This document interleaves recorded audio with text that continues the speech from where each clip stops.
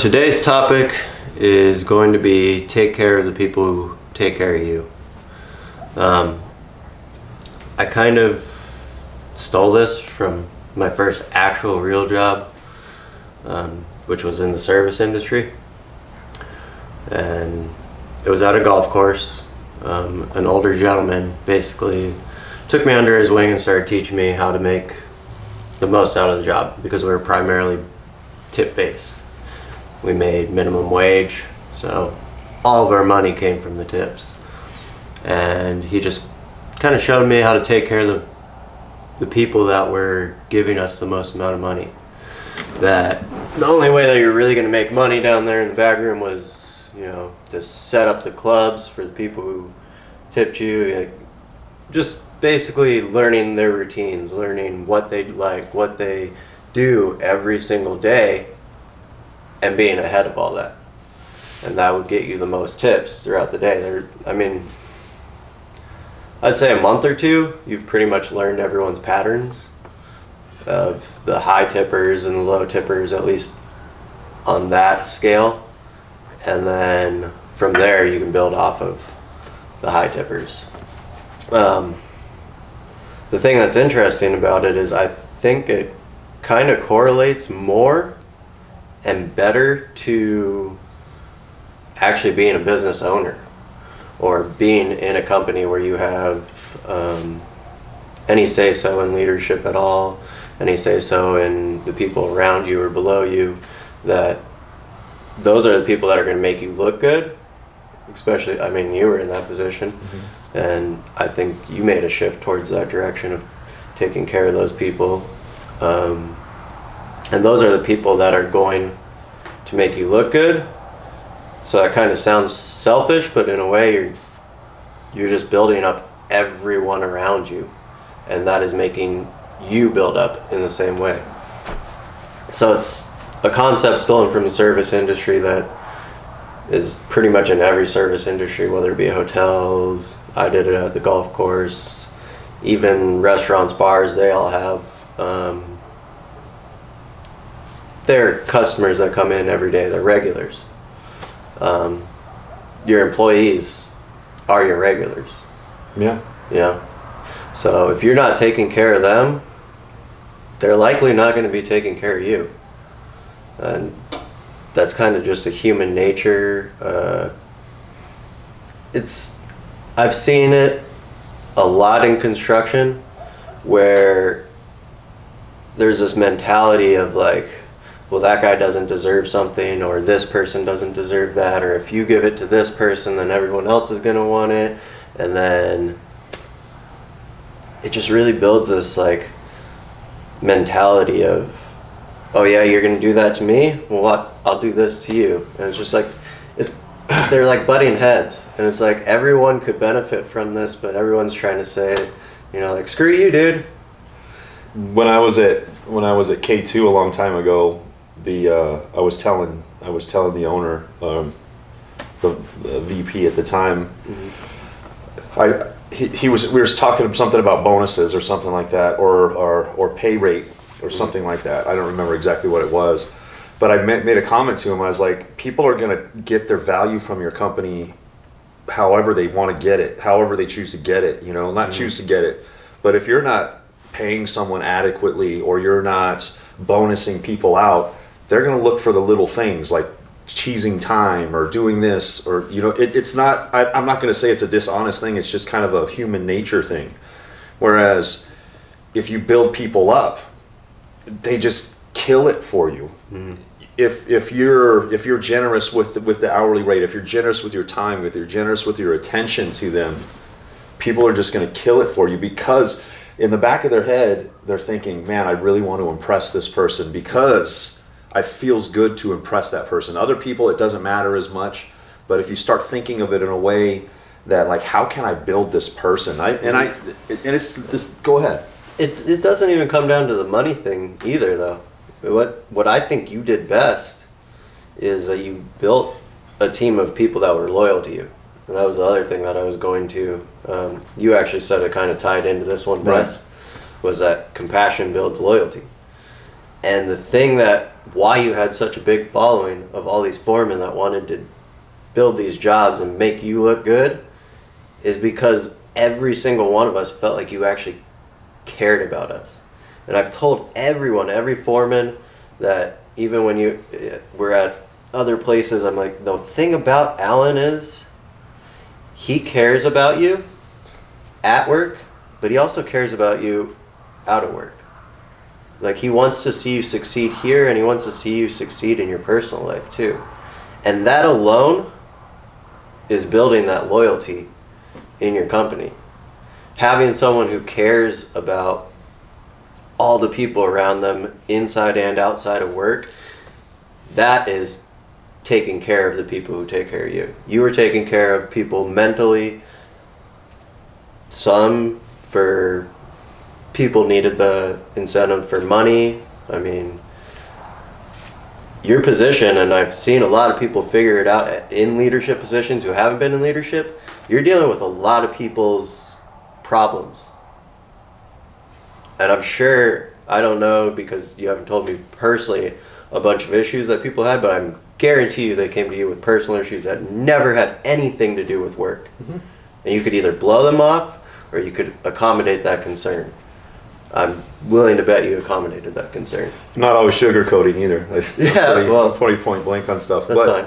But and you know, I think a lot of that is you just think about what it is that you need as a person, and you try to. Obviously, everybody has their different caveats. Everybody has their different requirements. But what you need is base. Provide that to somebody else, and you know, it like what you said. It's a total selfish thing because. A long time ago, I used to be all about the job. Get the job done, get the job done. Why the fuck did you do it that way? Oh my gosh, like, and it's just such a stressful, unfulfilling way of going about everything. But then when you realize, fuck the job, you know what I mean? Let's talk about the person. Let's build the person. Let's focus on the person.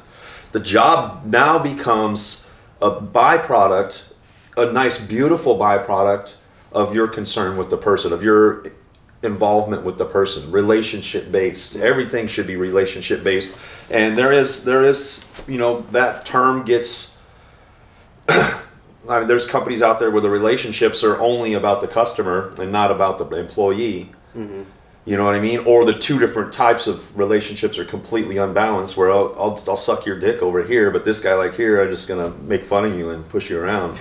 You know what I mean? Because I think that's our relationship, but it's not. And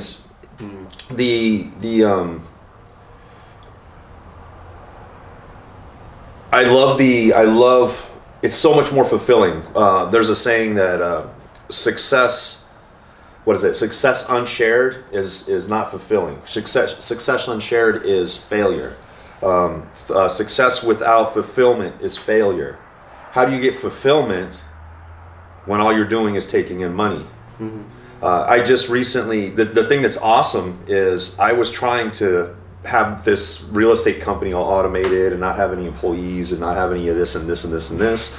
I've just recently acquired 6 people to do work that I don't want to do. Everybody's telling me just employ people that do the work that you can't do, that you don't want to do, the tedious stuff. And I'm giving them such a good chunk of every single deal, and I don't have to. I don't have to give them nearly as much money as I'm going to give them on each one of these deals. But that's the whole thing, is now I'm trying to build this culture of like, hey man, I want you to make 6 figures.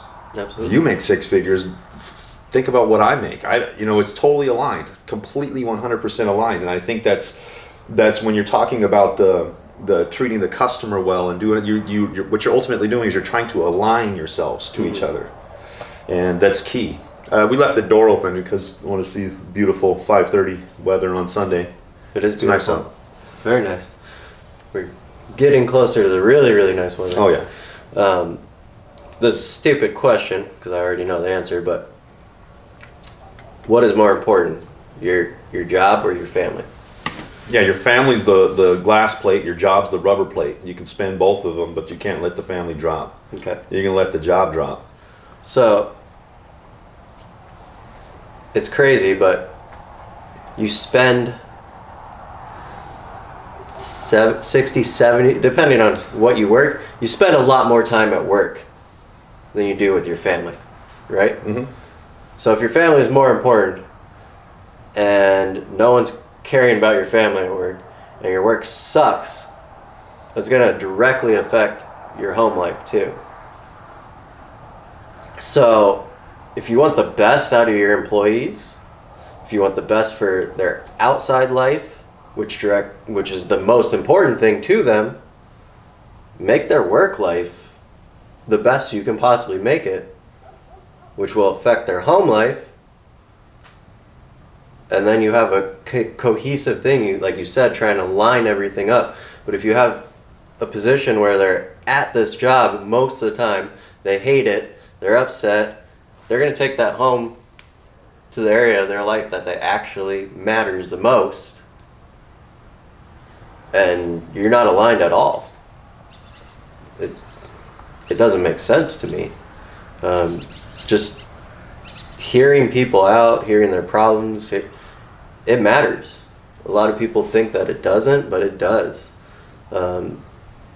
They say like there's the stick and the carrot mentality, which is, like you said, either yell at them and push them and why isn't this job done? Why isn't this done? And then there's the carrot mentality of incentives and bonuses and everything in between. And I personally think neither one of them are more important. I think that obviously the carrot you're going to get better results out of, but I think you're going to get better results out of like leading them to water, like a horse on a rope, rather than these incentives, rather than yelling at them, but showing them the way. The thing about it is by human nature, unless you've been completely broken and you're just you're just manually submissive, you're just automatically submissive now, and that takes a long time to get to that point. Anyways, unless you're completely broken, we all have a built-in circuit in us that fights against anybody pushing us down, anybody suppressing us, anybody trying to degrade our value. You're the way you're built is you're fighting against that. So if someone said, you do this because I told you to do it, because a lot of us are freaking raised like that. You do this because I told you to do it. You're fighting against that the whole entire time. Rather, if you go like, damn, dude, that's freaking awesome. Like, what can I do to help you? How can I serve you? How can I build you up? What do you need from me? They're like, whoa. Well, then they start thinking more and more and more. Start getting outside of the box more. Start getting more creative. Start going like, man, look what I did. Look, check out how I approach this over here. You're like, damn, that looks sick as hell. What I love is a long time ago, people would hide their mistakes from me, and I'd have to find their mistakes. I started working in a way that help me, let me see your mistakes, man. I don't have shit to do. You know what I mean? I want to help figure some cool stuff out. I want to be a part of this. And then people would start calling me with their mistakes. Just freely go, here, dude, like here, this is what I screwed up. You know, I'm sorry, man. You probably want to fire me or whatever. It is never the case. I'm like, damn, dude, we can figure this out. It's not a problem. Let's work around this. And when you do that, you become completely aligned with them. You become a team of theirs. You become a component of their problem-solving mechanism. And they value you for that. So that's ultimately, you're giving them value rather than just cracking a whip. You're coming with value. I was lucky enough to have a lot of really cool lessons in leadership, and not just from reading books, but actual application. And it's interesting because when you sit around and think about the things that you could be thankful for, like me right now, I own 2 businesses, part owner of one with you, and how do you apply the leadership application? One of them, I'm not even the leader. I don't want to be the leader. I want us all purely collaborative level, shoulder to shoulder collaborative level. But the other one is like, how do I build all these people up? How do I make their lives significantly better? And I'm even telling these people as I'm talking to them in the original interview, dude, I'm like, I am not the smartest person. I am going to miss stuff. Please bring something to my attention. Let's make it better. So that way I can give you all the tools for you to be successful. I'll be happy to help solve the problem. See, I think you not being able to have someone teach you how to be a leader was actually more beneficial to you. It took longer. It took longer. but you could have been taught how to be a really bad leader. Yeah. Quite possible. Well, you watch how you many watch bad people, bad leaders are out there. You could have been very likely been taught a very bad way. What's the saying? There's no such thing as bad teams. There's only such thing as bad leaders. Obviously, you got different skill levels on the team, but how do you use them? How do you mold them? How do you implement that? Implement, yeah. I mean, there's a lot of issues in every company. There's not going to be a perfect company or anything like that. The only thing I'm trying to get at is just care about the people around you. You're going to see an extremely different result than probably what is happening right now, because everyone seems to focus on what's right now, not the future, and they focus on money, not people. And there's this whole thing of like people asking for raises, and I've always told them, put in the work first and the money will come. Well, it's the same thing with the reverse. If you're an owner or if you're running a company, put everything into the employees, the money's gonna come. It's not worth.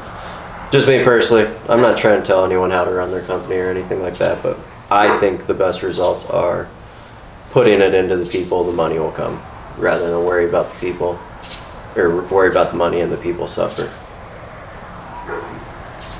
The money's not going to come. You might be able to sustain it. Yeah. You're not going to see substantial growth. And that's the goal. The goal is phenomenal growth.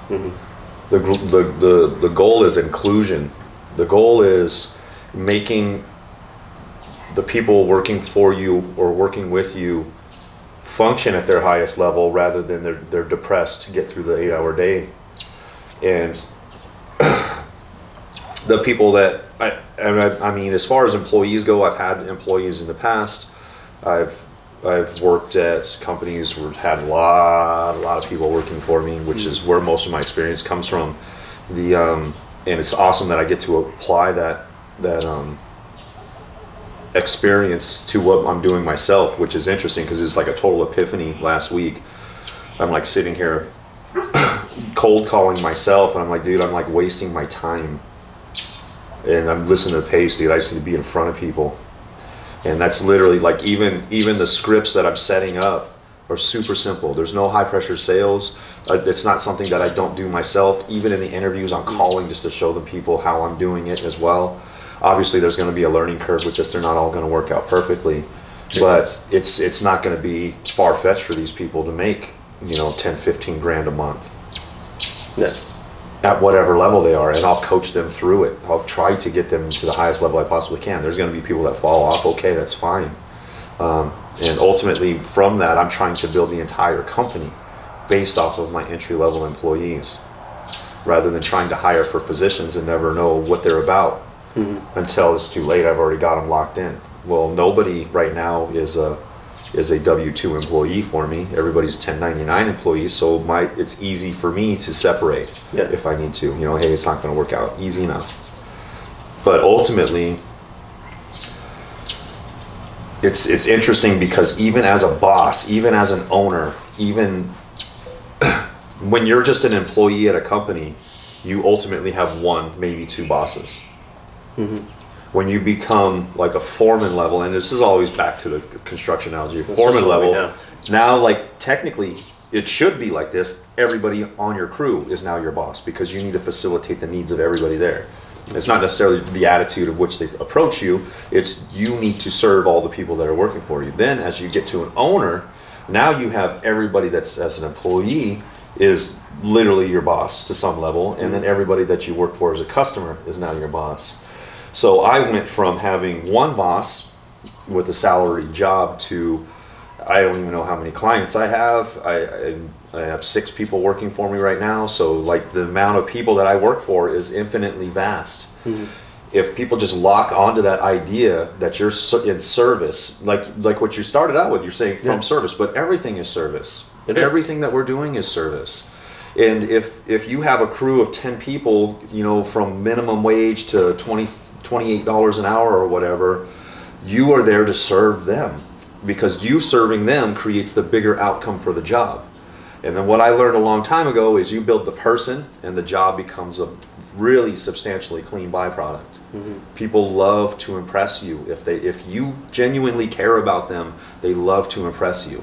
If you don't care about them, and it's obvious you don't care about them, and everything they're doing with them is through a coercive standpoint, they'll sneak shit in. They'll be lazy here where you don't see it, or they'll just half-ass this over here.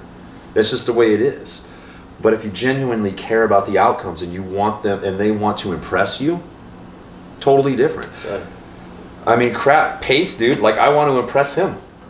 I have no ties to the guy whatsoever. You know what I mean? I don't work for him. And he says, damn, dude, good job, dude. Good job getting us on this appointment. You know, I'm like, that's right. And, you know, and then that sticks in the back of my head to move that forward more. I remember the first job that I ever ran. We broke a lot of solar panels on that one. But the first one that broke, I believe it was actually on a lift, and they had like tipped over, and like 2 or 3 broke or whatever, and I was just sitting there. And all my employees are around me, and I'm like, dude, Alan's gonna kill me, dude. Alan's gonna fire me, dude. Like, I'm all worried, I'm stressing out, I'm like, and it's not even anything I did or could control, so I don't even know why I was freaking out, because... But you could have controlled it, because ultimately the rest of the job you figured out a way to control. Yeah, but like at that certain time, just being I was just like, I can't change it right now. Right. You know, there's nothing I can do right now to change this situation. So I don't even know why I was freaking out about it. But I called you. You know, I'm like, dude, I screwed up. This is what happened. I'm completely preparing myself for you to yell at me and like get all mad, and you didn't, dude. You were just like, okay. And just to be clear, on a solar job where you have 5,000 solar panels to install, guess how many solar panels you have? 5,000. Yes. Yeah. There's really no leeway there, but there's a way to figure it out, and we did figure it out. We did. But that whole mentality at that moment kind of like shifted. Like, oh, okay, I can make mistakes. You know, like, okay, I can.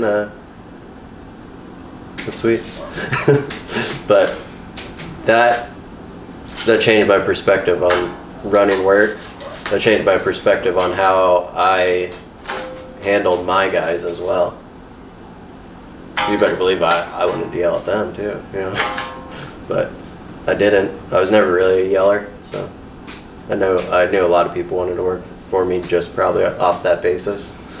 But I worked for people when I started that was just the way they worked, was yelling. And so I thought that's the way you did it, because that's what you don't have any reference to model yourself after. Sure. And like, so it took me a long time to figure out, hey, I need to step the hell away from here. I would be one of those people that would work really well. Like, you try to push me down, you try to depress me, you try to freaking degrade me or whatever, and I will just blow the roof off the place. I will surpass you, which I did. When I first started, it was, I mean, I started at $5 an hour. I think my first year I went from $5 an hour. This is in '94. I went from $5 an hour to $11 an hour, and I took precedence over all the 11 freaking, they weren't called foremen, they were called leads that would do the individual houses in residential. I surpassed all of them in my first year. All of them. Everybody. And you know what? And then I'm like, you know, fuck this shit, we're gonna fucking, you know, and then everything I ran, I would run like that. yeah. It took a long time. It was unfortunate. It took so long to do that. But you got there. But the thing about it is it over time, you look at who is an effective foreman. You look at who is an effective leader. Who works hard for that person. Who says a lot of good things about that person behind their back. You know what I mean? And then you start figuring out how to model after them. And I think before the camera started rolling, we talked about, like with Mechanism Mindset, we have no frame of reference to come up with any kind of model. We don't know anybody with a company like that. We have no way to model what they're doing. We can loosely try to figure out stuff, reverse engineer other people's But approaches. I think that's a benefit to us the same way that you didn't. But with the real estate, there's all kinds of people that are successful that I can model after, and I'm looking at how they're putting their stuff together. And from a 10,000 foot view, obviously a lot of people think their stuff's proprietary, and it's fine. I'll figure it out, but at least I know what my next steps are because I can model. And reason I'm saying that is now you have the opportunity to model your leadership skills out of somebody that creates good culture, good, you know what I mean, good environments. People really want to work for you when you build them. When you worry about the people, the outcome, the success is the byproduct. That is something I realized going to the event with you and everything. Everyone seemed, for the most part, pretty happy. Dude, I made this comment to somebody yesterday. I was like, yeah, I heard somebody say something about being a real estate geek, and I was like, man, I want to be a real estate geek. Now I feel like a total real estate geek. You gotta stop me from talking about it. And I don't even, I'm a maybe a 2 or a 3, you know. Eventually one of these days I'll be at a 10 level. But it's just exciting. And I'm not making the absolute killing that I could, but now I actually know how to expand. I know how to scale to some level. You know, I don't go to every single scale event, which is interesting. Why are we teaching everybody how to scale? I guess the thought is most people won't. You know, so in a Phoenix area where there's super massive amount of competition, let's make everybody more competitive against us. I'm like, okay, whatever. You know, it's I know that most people won't do it. Most people just don't follow through. It's just what people do. They just don't. What people do is they don't. We should have a freaking topic on that one. Well, I'm pretty good on this one unless you wanted to add something else. I got all my points across. I'm good. Cool. Have a good day, guys.